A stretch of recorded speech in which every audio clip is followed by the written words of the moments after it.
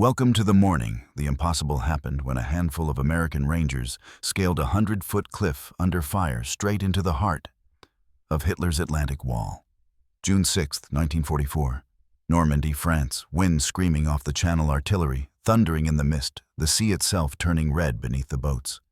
Waves slammed against black rock, shrapnel hissed through fog, and above it all, German gunners watched from concrete bunkers, certain no man could ever reach them. They were wrong. At 07:08 a.m., the first landing craft hit the surf below Pointe du Hoc, a sheer vertical fortress of limestone rising like a blade between Omaha and Utah Beach. On top of that cliff, the Germans had built their Pride 6 155mm coastal guns, capable of shredding the Allied invasion fleet before it reached shore. The Americans knew if those guns weren't silenced, D-Day would die before it began.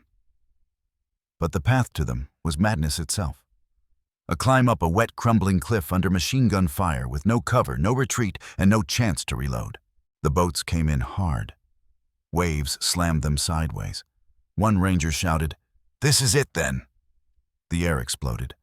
Mortar rounds fell like hammers, splintering the wooden hulls, cutting men down before they even touched land. The ropes soaked in diesel coiled like snakes on the deck.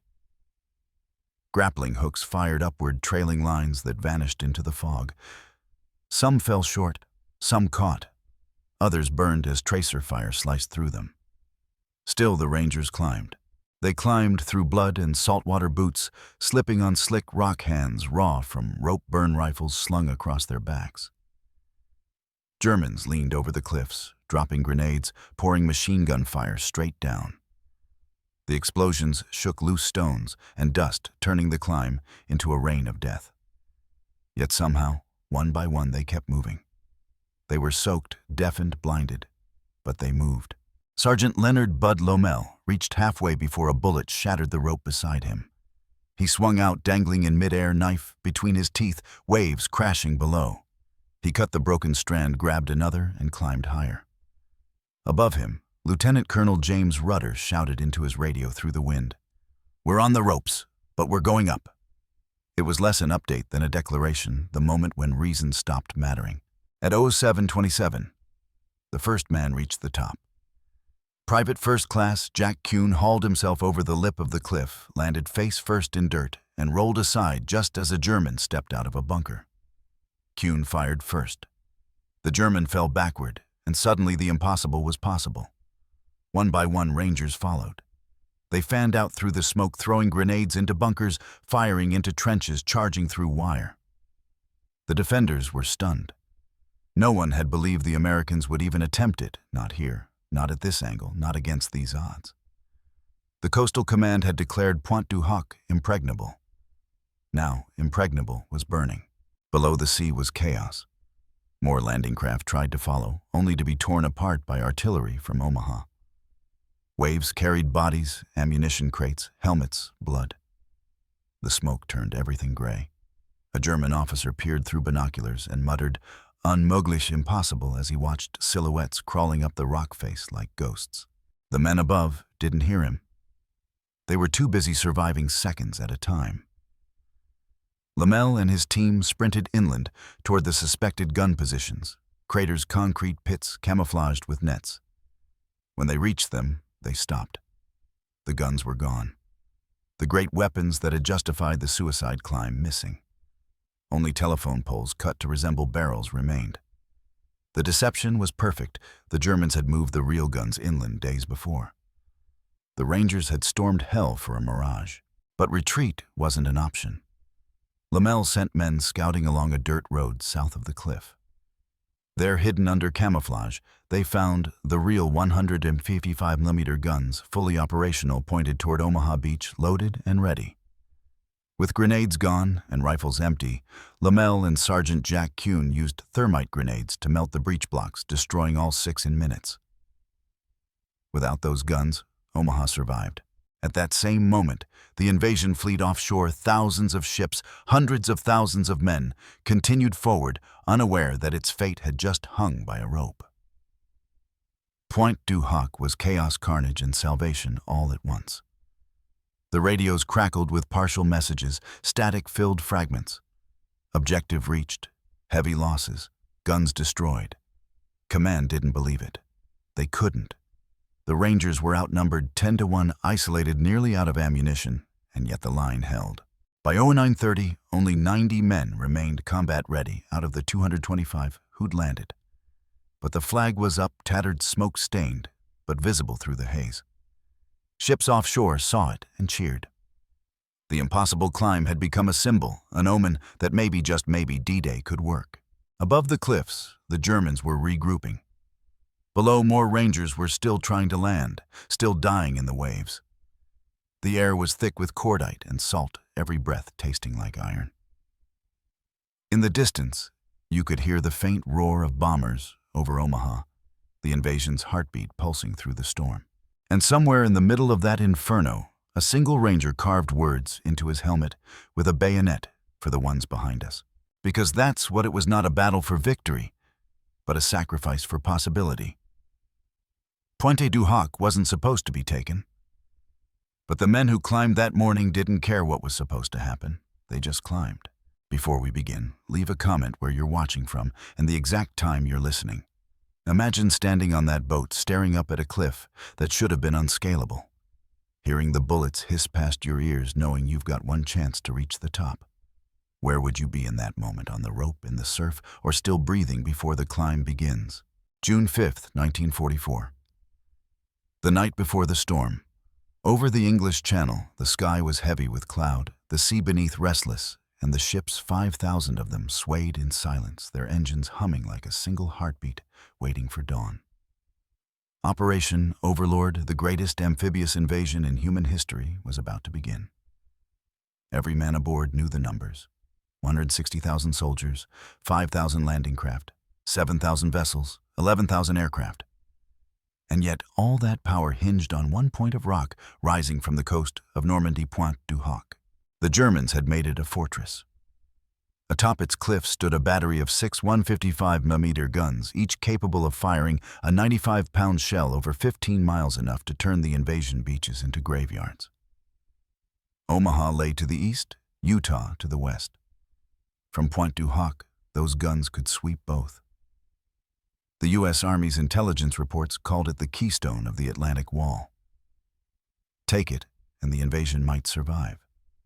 Leave it, and every beachhead could be slaughtered before it began. The Allies had studied those cliffs for months. Aerial reconnaissance photos showed concrete casemates, barbed wire trenches, radar stations, machine gun nests. The German defenders' elements of the 352nd Infantry Division and the 716th Coastal Division numbered around 200, but they were veterans, hardened by years of occupation. They called the site Der Fels, the Rock, and they believed no one could climb it under fire. They weren't wrong, but the order came anyway. General Omar Bradley summoned Colonel James E. Rudder of the 2nd Ranger Battalion. The mission was simple on paper: land at Pointe du Hoc, scale the cliffs, and destroy the guns. Rudder listened, expression still. When he finally spoke, his words were measured. "We'll get it done." He didn't mention that done might mean dead. Out of 225 men assigned, no one asked for reassignment. Across the Channel, the German High Command was confident. The Atlantic Wall, Hitler's impregnable barrier, stretched from Norway to Spain, 500 miles of bunkers, gun emplacements, and minefields. They believed the invasion would come at Calais, not Normandy. Every instinct, every spy report, every deception from the Allies had reinforced that belief. So when the real invasion began, they were asleep, literally. Rommel, the Desert Fox himself, was in Germany for his wife's birthday. The supreme commander of the coastal defenses wasn't even at the front. Fate was aligning in ways no general could have planned. But for the Rangers, fate was irrelevant. The mission was measured not in strategy, but in seconds. The first step was survival. June 5th, 10:00 p.m. The ships began to move. The sea was rough, the wind fierce. Waves climbed 20 feet high, throwing men against bulkheads. In the dark, the landing craft rocked and slammed and groaned. Vomit mixed with diesel in the air. Below decks, soldiers sat in silence, gripping ropes, staring at photographs of the cliffs. Rudder walked among them, his face lit by red emergency lights. "You know what you've got to do," he said. "Get to the top and keep moving." That was all. The enemy, meanwhile, waited in their bunkers. At Pointe du Hoc, Oberleutnant Frank Trebes commanded the German garrison. He was 29 years old, an officer of the 716th Division trained in artillery. His men had been on alert for weeks, but the monotony had dulled their vigilance. They knew about the Allied bombing raids, the reconnaissance planes, the endless night patrols, but none of it had touched them directly. They believed the wall would hold. They were wrong, but they didn't know it yet. As midnight passed, the weather worsened. Eisenhower himself considered postponing the invasion. His meteorologists argued, wait 24 hours and the storm would clear, delay longer and the tides would shift. But waiting meant losing the element of surprise. He stood in silence for a long moment, then said, "Okay, let's go." It was 04:15. Operation Neptune, the assault phase of Overlord, was on. At 05:00 a.m., as the first light crept over the horizon, naval guns began to roar. The bombardment was biblical, hundreds of shells screaming through fog, exploding against the French coast. The sea itself seemed to shudder. At Pointe du Hoc, the German defenders ran to their posts as concrete walls cracked and dust filled the air. Shells from the battleships Texas and Glasgow landed within meters of the gun emplacements, throwing men into the air, turning trenches into craters. Yet when the dust settled, the cliffs still stood, and the machine guns within them were alive. For the Rangers below deck, the sound was both salvation and terror. They knew the bombardment was their only cover, and when it stopped, the climb would begin. The boats carrying them, LCA's landing craft Assault, were small, flat-bottomed, designed for calm waters, not the 15-foot swells of the channel. They crashed through the surf like tin cans in a storm. Men vomited, cursed, prayed. At one point, a rogue wave slammed into one of the boats, ripping away its rope ladders and radio antenna. Still, they pressed forward. The coordinates were wrong. The currents had shifted overnight. Instead of landing at the planned beach, some boats drifted nearly a kilometer east toward a stretch of shoreline defended by heavier guns. Others missed entirely. Rudder's voice crackled over the radio. "We're off course, correct, and move west," but the sea didn't care. It threw men wherever it pleased. At 06:45, the bombardment lifted. The world went silent for half a breath, then came the whistle of German shells. Mortars, 80mm cannons, machine guns. The air turned solid. The Rangers crouched low, waiting for the ramp drop. When it fell, they sprinted into waist-deep water bullets, snapping around them like hornets. Some never made it 10 feet. Others dragged ropes and grappling hooks through the surf, the waves pulling them under. A man's world shrank to a single task: get the rope up. Behind them, the invasion fleet stretched to the horizon, an entire civilization in motion. But for the Rangers, the scale didn't matter. Their war was a cliff, black, wet, vertical, and alive with fire. Up above, the Germans peered through periscopes, confused. Smoke from the bombardment still lingered. They saw shadows below, shapes moving in the surf, ropes snaking upward. Climbers, one shouted. Trebes didn't believe him at first. No one could be that insane. Then he saw them through binoculars, black dots against the gray cliff rising. The order was immediate: Feuer frei. Machine guns raked the rock face, grenades dropped, ropes cut. But for every rope that fell, another was thrown. Some burned, some broke, some held. The Rangers climbed anyway. By 07:00, the sky was filled with the sound of war aircraft. Overhead ships firing inland, the surf screaming against the cliffs. The invasion had begun. On the beaches to the east and west, tens of thousands of men were fighting for every yard.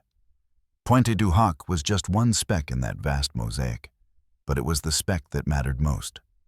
If those guns fired, Omaha and Utah would die. If they didn't, the entire Western Front would live. That was the balance of history in that hour 225. Rangers, 100-foot wall, and the eyes of the world waiting for a signal, a flare, a flag. Any proof that courage could climb higher than fear. June 6, 1944, 07:15 hours. The records of the U.S. War Department describe it with surgical precision. Assault forces of the 2nd and 5th Ranger Battalions commenced scaling operations at Pointe du Hoc. Enemy resistance heavy. Terrain vertical. Objective critical. Behind those clean lines lies the chaos of physics and flesh colliding. The climb was an equation no tactician could solve: 100-foot cliffs soaked by rain and seawater, defended by machine guns, mortars, and grenades, dropped directly onto the attackers. The Germans held the high ground, the weather, and the weapons. The Americans held only will. Fact by fact, the odds were obscene. The cliffs rose between 90 and 110 feet at a 90-degree angle, made of soft limestone that crumbled under weight. The tide rose and fell 20 feet every 6 hours, meaning the window for landing was less than 1 hour too early, and the waves would smash the boats against the rock. Too late, and the Rangers would have to climb from open water under direct fire. The mission required split-second timing between Navy gunners, Army engineers, and infantrymen who had trained for months to do something no one had ever done before. The Germans at Pointe du Hoc were from the 352nd Infantry Division, supported by the 726th Grenadier Regiment. Their arsenal included MG-42 machine guns, 200 rounds per minute muzzle velocity of 500 feet per second, and 80mm mortars with a lethal radius of 60 feet. Inside the concrete bunkers, they had observation posts wired directly to the Battery Fire Control Center 3 miles inland. Their fields of fire overlapped like a web. On paper, no force smaller than a regiment could survive an approach. Yet on D-Day, only 225 Rangers from Rudder's 2nd Battalion would make the attempt. Each man carried 68 pounds of gear rifle grenades, rope ammunition rations, radio, and a gas mask. The ropes, hemp 50 to 100 feet long, had been coated in tar to resist seawater. Some boats carried rocket launchers that would fire grappling hooks upward, trailing those ropes behind them. Others carried extension ladders borrowed from London fire brigades, a desperate improvisation that made engineers laugh in training and weep in combat. The British Navy's Task Force O assigned destroyers Satterlee and Talabant to provide direct fire support. Their mission logs show they fired 600 rounds in 15 minutes, a rate so high the gun barrels glowed red. The battleship Texas, standing offshore, launched 14-inch shells that weighed 400 pounds each. The air raids had begun hours earlier. 33 B-26 Marauders dropped 90 tons of bombs on Pointe du Hoc. But the mist and timing betrayed them. Most bombs landed 500 yards inland. The bunkers remained intact. At 07:04, the last naval salvo fell short. A moment later, the first LCA struck the beach. Lieutenant Eichner's after-action report reads, "Hit the sand under heavy fire. Ropes deployed. Ropes burning. Men climbing." The rockets that fired the grappling hooks were experimental. Many misfired or fell short. Some trailed back into the boats. Others caught fire when tracer bullets ignited the tar. Several ropes dangled uselessly in the surf, and still the men climbed. The German records, sparse but preserved, confirm the disbelief. In the war diary of the 726th Grenadier Regiment, an entry reads, "Enemy attempting vertical assault, impossible maneuver."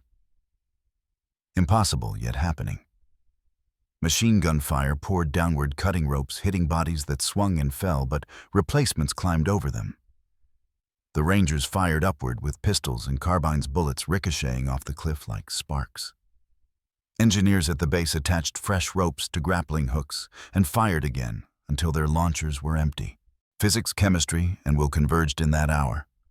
Each man climbing generated 200 pounds of downward force on a rope designed to hold half that. The friction burned through gloves.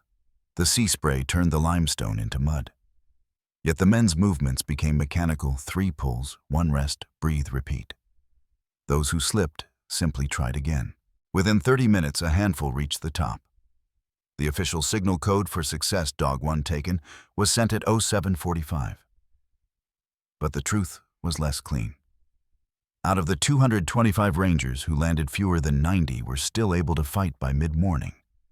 The rest were dead, missing, or wounded. The German garrison counterattacked immediately, firing from trenches behind the cliff. One ranger reported in his diary, "We fought on our bellies, firing up at shadows." The bunkers themselves were masterpieces of engineering. Built of reinforced concrete, 6 feet thick with firing slits oriented to cover every approach. Each casemate contained air filtration systems, telephones, and periscopes. The guns they had been built to house were the 155mm GPF K418F French-made, captured in 1940, repurposed for the Atlantic Wall. Each could fire 5 rounds per minute to a range of 25,000 yards. If they had been operational that morning, they could have sunk half the invasion fleet. But the Germans had moved them days earlier, replacing them with telephone poles to deceive Allied reconnaissance. A brilliant tactical move, until the Rangers found the real guns hidden inland. Rudder's dispatch to headquarters read simply, "Objective located. Guns destroyed." Each gun was disabled using thermite grenades, small canisters that burned at 4,000 degrees Fahrenheit, fusing metal to metal. It was an act of precision in a world of chaos. The U.S. Army's logistical reports later calculated the cost of Pointe du Hoc 135 Rangers killed, wounded, or missing out of 225. A casualty rate of 60%. The survivors held their ground for 2 more days against counterattacks until reinforcements from Omaha reached them. When they were finally relieved, fewer than 90 were left standing. The Germans lost roughly 80 men, most in the initial bombardment and counterattacks. But the greater loss was strategic. By neutralizing the guns, the Rangers had saved thousands of lives on Omaha and Utah beaches. The Allied naval staff estimated that the destruction of the battery prevented at least 10,000 casualties among the landing forces. Every fact line confirms the same conclusion: Pointe du Hoc should have been impregnable. The cliff's angle, the weather, the firepower, all argued against success. Statistically, the mission had less than a 20% chance of survival and less than 10% chance of success. And yet the Rangers did both. In the declassified summary of D-Day objectives, dated August 1944, the report states enemy artillery at Pointe du Hoc neutralized by Ranger assault. Despite heavy opposition, mission accomplished as planned. No elaboration, no poetry, just the cold notation of an act beyond logic. What those numbers cannot capture is what men saw that day. Ropes moving where none should have moved, shadows climbing through smoke, the sight of soldiers appearing out of mist on top of cliffs that no plan accounted for. One German survivor said later, "We thought they were mad, and then we realized we were wrong." Every statistic, every recorded trajectory, every map of that coastline points to one immutable truth by every known law of war. The Rangers should not have reached the top of Pointe du Hoc. But they did. And when they did, the Atlantic Wall began to crack, not in concrete, but in faith. June 6, 1944, 07:50 a.m. The air above Pointe du Hoc was filled with smoke salt and the smell of burning rope. Sergeant Leonard Bud Lomel pressed his back against the cliff edge, heart pounding, mud and blood caked over his face. The climb was done. The miracle was real. But the world above was still hell. His hands shook, his fingers raw from the rope burns. He could hear the surf crashing below, the faint screams of men still climbing, and the metallic hiss of machine guns spitting through the haze. Around him, a handful of Rangers lay prone. Their helmets dented their uniforms, soaked. Lieutenant Colonel James Rudder crawled up beside them, his radio slung over his shoulder, its antenna bent from the climb. His voice was hoarse but steady. "Get your men together. We've got to find those guns. No time to rest. No time to count the dead." The objective still waited somewhere beyond the smoke and confusion. They moved forward through the rubble, crawling, crouching, firing, when shadows moved. German snipers fired from bunkers, each shot echoing like the crack of fate. Lamel ducked behind a mound of earth bullets, slicing through the grass above his head. "They know we're up here," he muttered. Kuhn, his closest comrade, fired a burst toward the trench line. "Let 'em know we're staying," he answered. The Rangers fought through the labyrinth of fortifications, narrow trenches filled with sandbags and shattered helmets. Dead Germans lay tangled in wire, their faces ghost white from dust. Every few feet, another machine gun opened fire, muzzle flashes lighting the fog. The Americans moved like phantoms, silent and deliberate. They carried only what they had climbed, with rifles, grenades, knives. Ammunition was running low, radios barely worked, and reinforcements were hours away. Rudder's radio operator tried to contact the fleet. "This is Dog 1, he shouted. "We're at the top. Heavy resistance. Guns not located." Static answered. The connection cut in and out, fragments of words lost in the storm. The destroyer Satterley offshore fired blindly to cover them, its shells shrieking overhead like thunder. Each explosion shook the cliffs, showering dust on their helmets. In the chaos, Lomel's squad pushed south, following a dirt track that wound inland. The field was littered with shell craters and torn wire. They reached what the maps had shown as gun positions 1 to 6, but the emplacements were empty. Only wooden poles shaped to mimic cannons remained. Lomel stared at them, disbelief mixing with fury. "They're gone," he said. "All of this for nothing?" Kuhn looked closer. "No. They moved them. You can smell the oil." The two men followed the track's deep, grooved impressions leading away from the site. They crept through the hedgerows, the air heavy with the scent of powder and wet grass.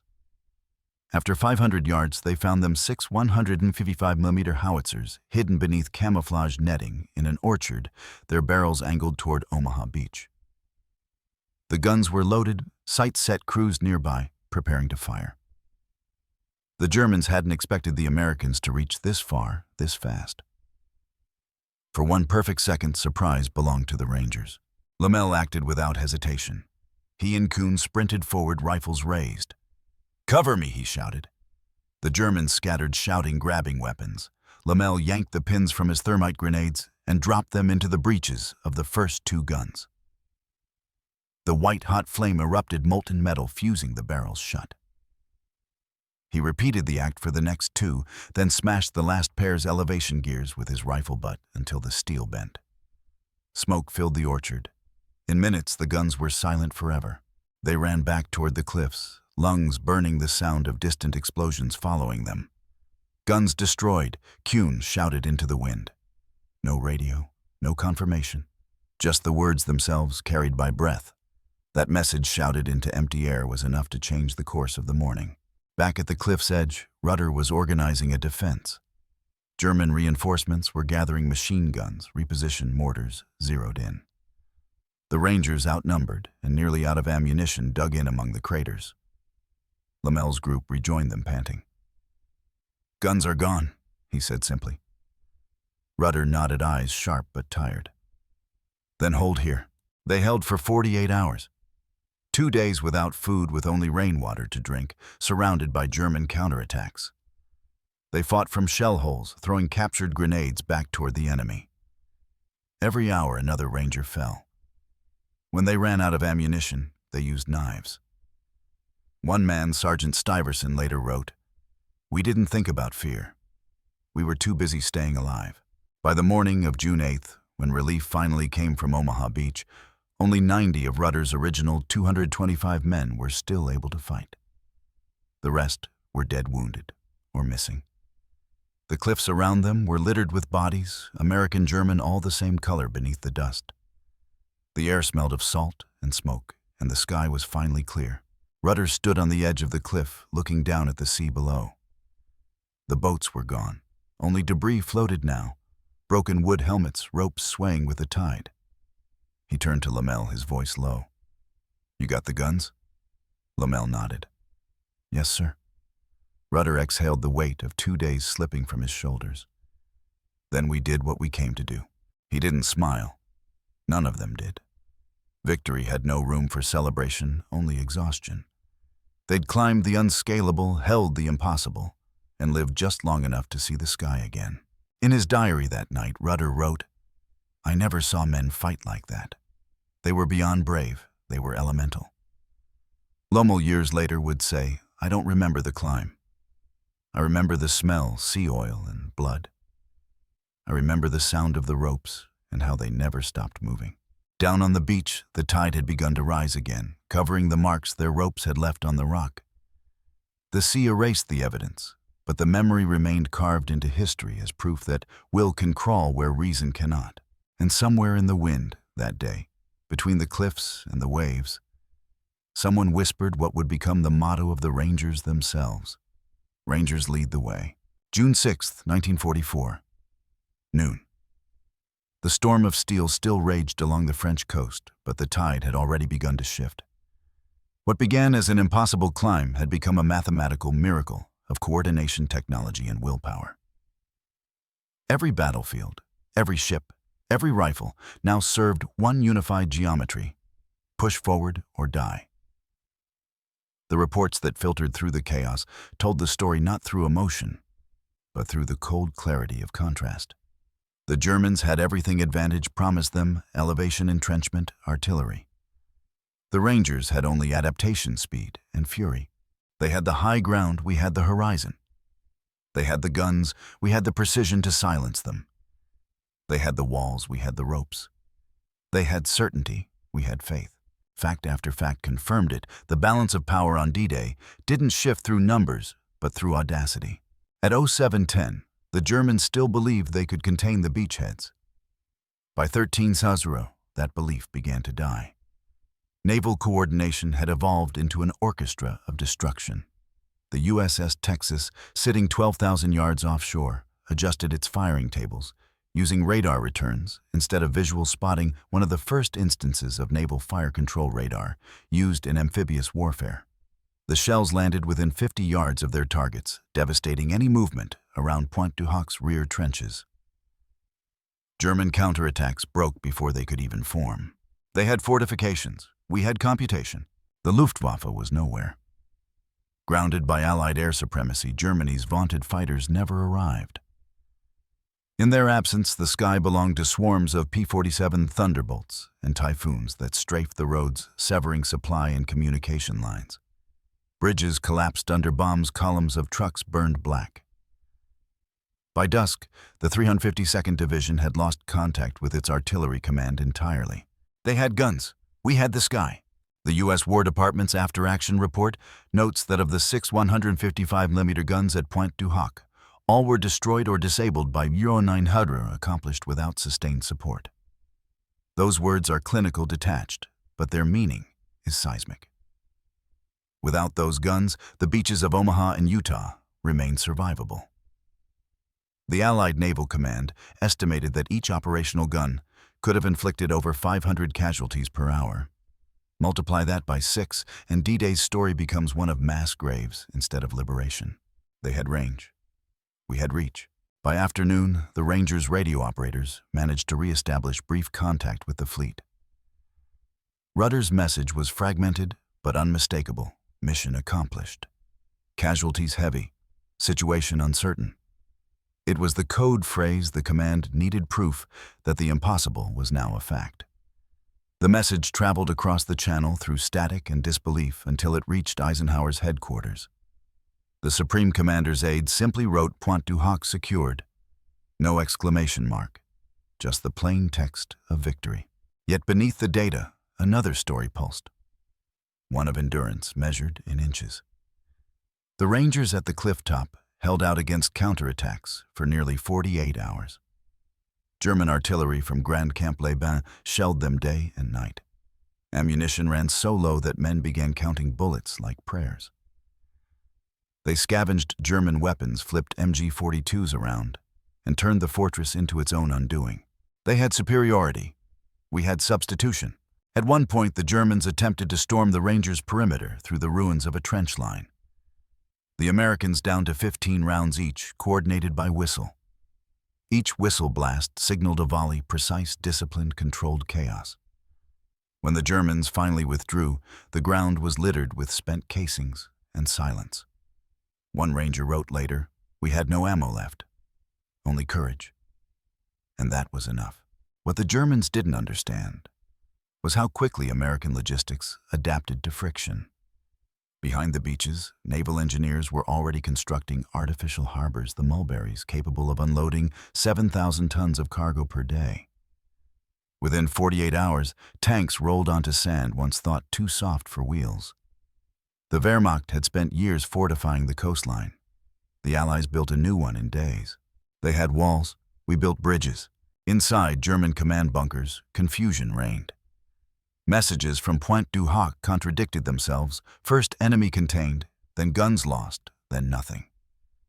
By evening, the German 7th Army could no longer verify which sectors still held. The fortress mentality that had defined the Atlantic Wall was collapsing not because of a grand strategy, but because a few hundred men had proven it could be breached. When General Max Pemsel of the 7th Army finally received confirmation that the guns were destroyed, he didn't believe it. He demanded photographic proof. It never came. The only photos were from Allied reconnaissance planes showing smoke where the emplacements had been. He turned to his adjutant and said, "Then the wall has holes. They had doctrine, we had disruption. The Rangers' improvisation didn't stop at the guns." Cut off from resupply, they scavenged the dead for ammunition, food, and maps. They turned captured radio sets into one-way transmitters by splicing wires with knife blades. They converted broken bayonets into entrenching tools, ripped communication cords from bunkers, and used them as tripwires for defense. Every item became a weapon. Every decision, innovation. They had preparation. We had invention. Even nature seemed to side with the climbers. The storm that had nearly canceled the invasion also masked the landing, reducing German visibility to a few hundred meters. The mist that disoriented the Rangers on approach hid them from artillery. A cruel paradox, the same weather that nearly drowned them had also saved them. They had visibility, we had fog. At 2200 on June 6th, German forces attempted one final counterattack from the east, hoping to retake the cliff and reoccupy the guns. They advanced under cover of darkness, 50 men armed with machine pistols and grenades. The Rangers waited in silence until they were within 30 yards, then opened fire. The attack dissolved in less than 3 minutes. The cliffs of Pointe du Hoc were secure. The numbers that emerged afterward told a quiet truth. German casualties at the site 90, American 135.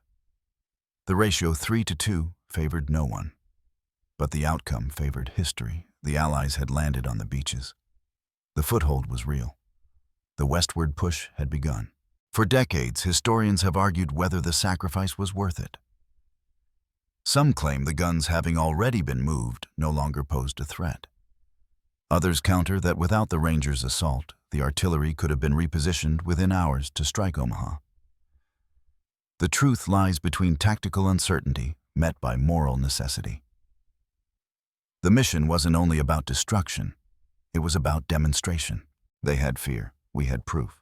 The proof that a wall, any wall, could be climbed. That courage could act faster than command. That innovation could outmaneuver fortification. That a handful of determined men could tilt the entire momentum of a world war by doing the one thing no one expected them to do. By nightfall, the German officers along the coast sent their final reports. Enemy landed. Resistance ongoing. Situation untenable.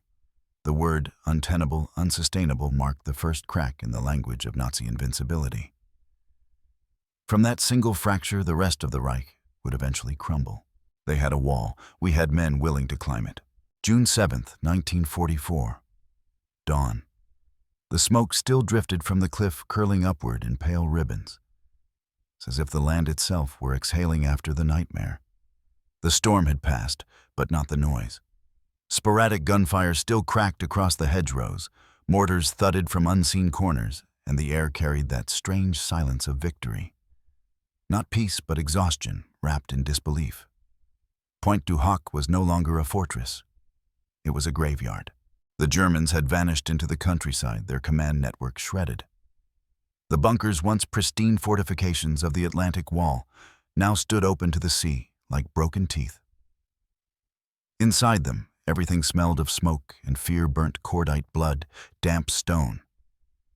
Helmets lay scattered beside empty cartridge boxes, and on the concrete floor of the main casemate, someone had written a single word in chalk before dying Warum Why. From his temporary post at the edge of the cliff, Lieutenant Colonel James Rudder dictated his situation report to a wounded radio man. The man could barely hold the pencil.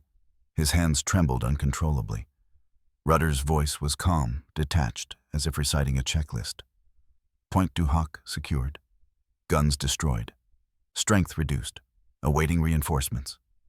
He paused, then added softly, "Many brave men did not make it."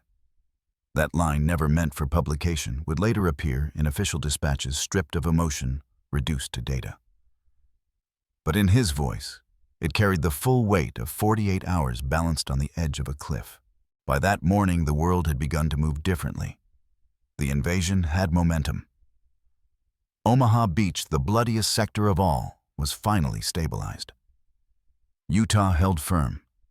The Allies now possessed the one thing they had lacked for years, a foothold on continental Europe. And that foothold had been carved by the men of Pointe du Hoc. In Berlin, the reaction was disbelief bordering on fury. Reports reached Hitler's headquarters through a fog of misinformation. His generals insisted the main invasion must still be coming at Calais. Normandy was a diversion. But even those who wanted to believe that lie could not ignore the facts. A fortress that had been labeled unassailable had fallen in less than 2 days. And not to an army, to a few hundred men. Hitler demanded to know who commanded the garrison. When told it had been a junior officer, he exploded. Fools. They should have fought to the last bullet, but they had, and it hadn't mattered.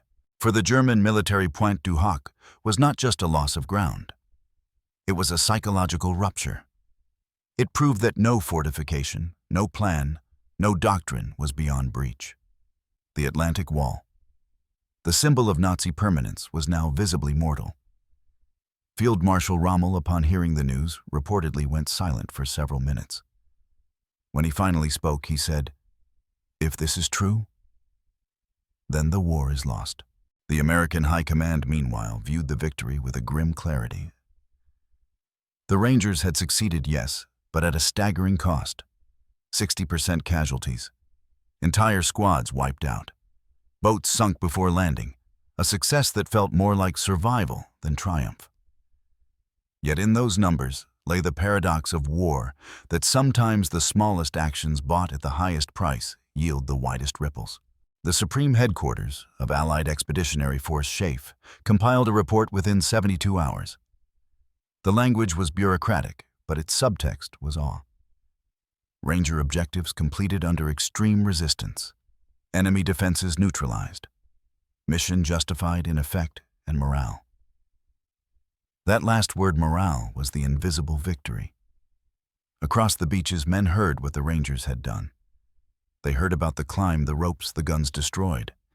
And in that knowledge, they found proof that courage could outpace calculation. Factually, the battle's scale was microscopic, a few hundred yards of coastline. Strategically, its echo was planetary.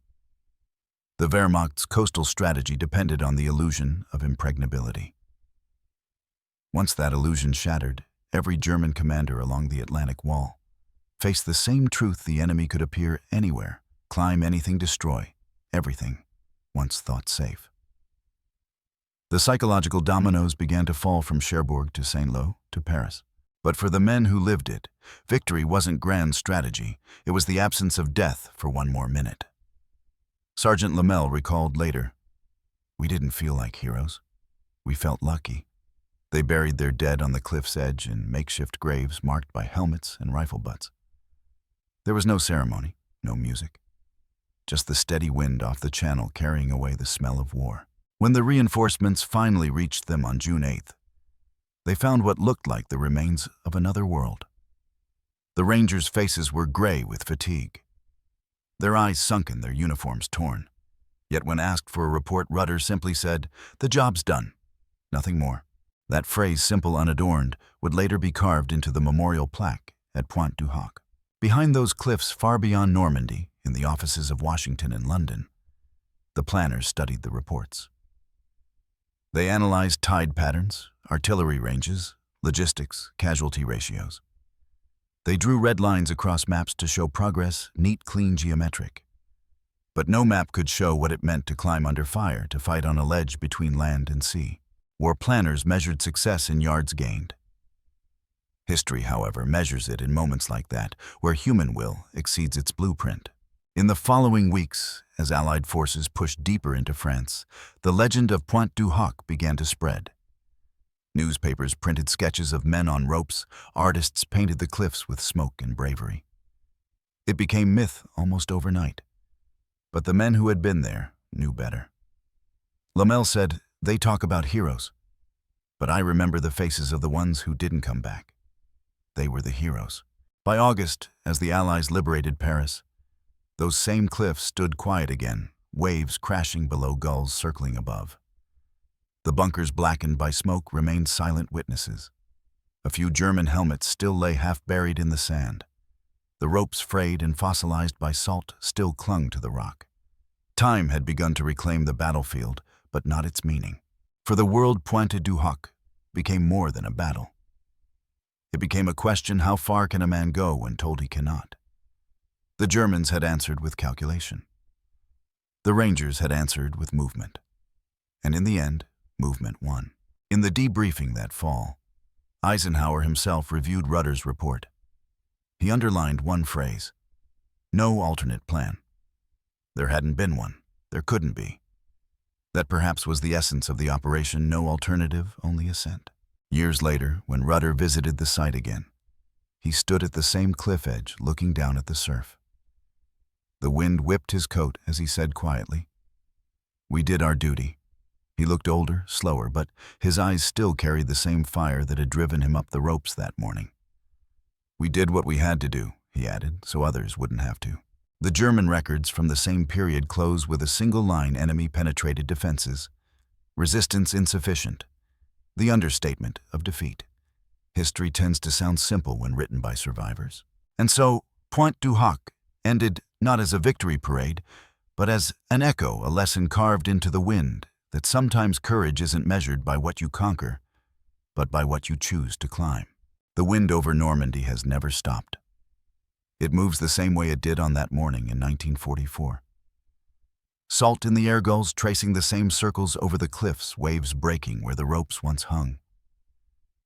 The guns are silent now. The bunkers stand empty, moss creeping along their edges, the concrete pitted by 70 years of rain. Yet when you stand at Pointe du Hoc and close your eyes, you can still hear it: the crash of surf, the stutter of machine guns, the voices shouting up the rock. Keep moving. The sea remembers. It keeps the rhythm of that climb every tide, marking another heartbeat of defiance.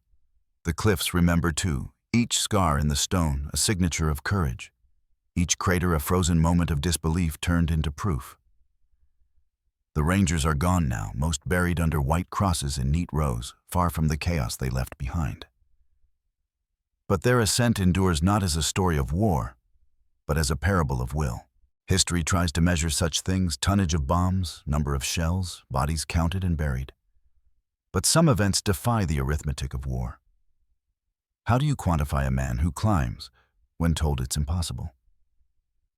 How do you record belief? The official reports called it an assault. The soldiers called it a mission. But what it truly was a question made flesh. What if courage could climb higher than logic? Generations later, leaders and soldiers still stand here, staring out at the gray horizon. Presidents have spoken words of tribute. Reagan, in 1984, called it the proof that free men can rise against tyranny. But long before the speeches and ceremonies, before the memorial stones, there was only that silence after the fight, when the wind blew through the smoke and a few men realized they were still alive. That silence was the truest monument of all. For the Germans, Pointe du Hoc became a wound that never healed. It wasn't just a defeat, it was a revelation. It showed them that no wall, no doctrine, no empire can ever be truly safe from the reach of those who refuse to yield. For the Allies, it was more than a tactical victory. It was a mirror reflecting the best and worst of what humans can endure and inflict.